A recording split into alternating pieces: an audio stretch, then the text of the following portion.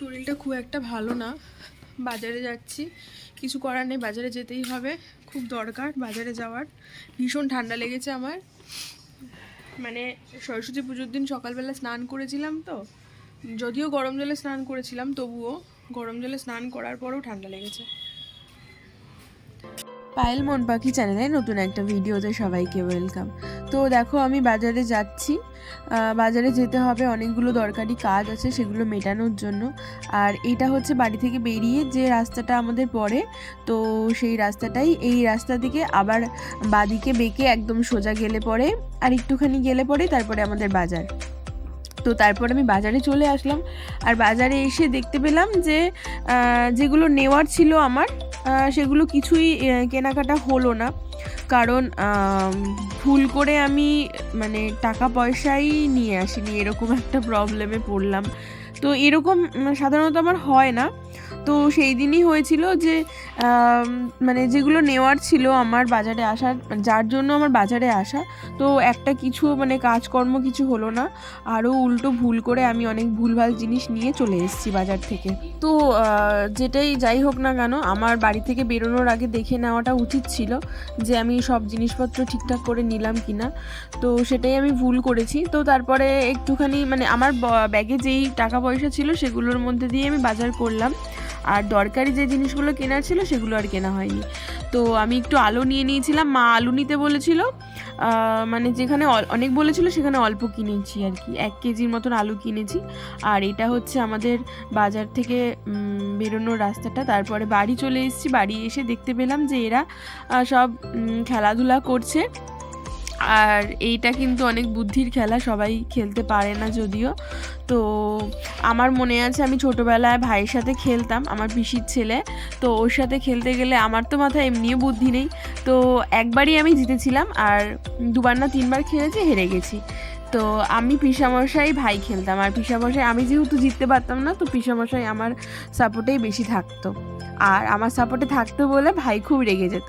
তো ছোটোবেলার স্মৃতিগুলো না খুব মনে পড়ে এই সমস্ত খেলা দেখে। লুডো খেলা, তারপর আরেকটা খেলা ছিল ব্যবসায়ী খেলা, তো এইগুলো না খেলতে খুব ভালোবাসতাম, আর আমার ভাই মানে পিসির ছেলে আসলে পরে এগুলোতে বেশি খেলা হতো।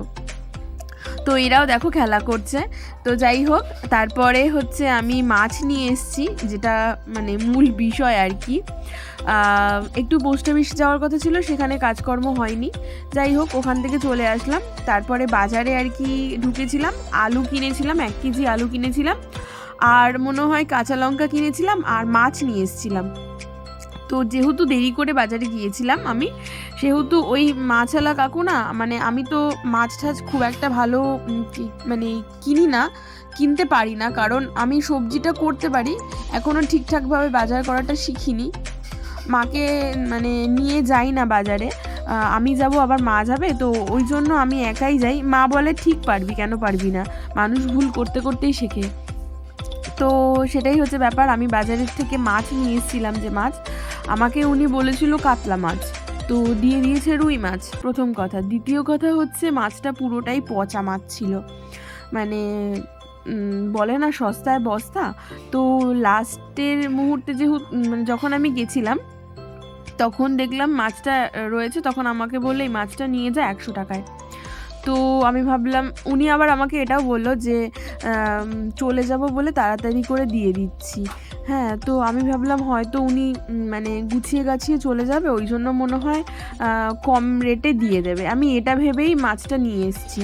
আর আরেকটা ভুল করেছি, যেটা হচ্ছে মাছটা কেটে নিয়ে আসিনি, এই জন্য মা আমার উপর ভীষণ রাগারাগি করেছে।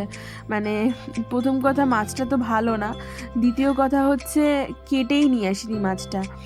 তো আমাদের বাড়িতে যেহেতু বটি নেই, ওই বটিটাতে মানে ওই যে সাইডের যে বটিটা রয়েছে ওই বটিটাতে আমি হচ্ছে সবজি টবজি কাটা হয়, কিন্তু এই বটিটা হচ্ছে আমার কাকির বটি। তো এই কাকির বটিটাই তারপরে নিয়ে আসলাম, নিয়ে এসে আর কি মা এগুলো মাছটা আর কি কাটলো, কিন্তু মা মাছটা কাটতে পারছিল না, কারণ কাটবে কি করে, মাছটা পুরোটাই পচা একটা মাছ আমাকে দিয়ে দিয়েছে। তো মানে ইনি খুব, এর পরের দিন আমি বলেছি বাজারে গেলে পরে বলবো যে এইরকম পচা মাছ আমাকে কেন দিত না তার থেকে, তাই না? এইগুলো কি ঠিক? মানে আমারও ভুল বলবো, আমারও উচিত হয়নি মাছটা নিয়ে আসা এভাবে, আমি বুঝতে পারিনি সেহেতু মানে বলে না মানুষ সুযোগ পেলে আর ছাড়ে না, এরকম একটা ব্যাপার।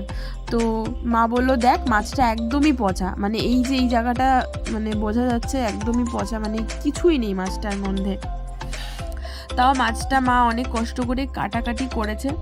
আর এই যে এত বড় একটা লেজা দিয়ে দিয়েছিল উনি, তো সেই লেজাটাও মানে ভালো ছিল না মাছটা মনে হয় অনেক আগের মাছ, স্টোর করে রেখেছিল, সেই মাছটাই আমাকে দিয়ে দিয়েছে, বিক্রি হয়নি।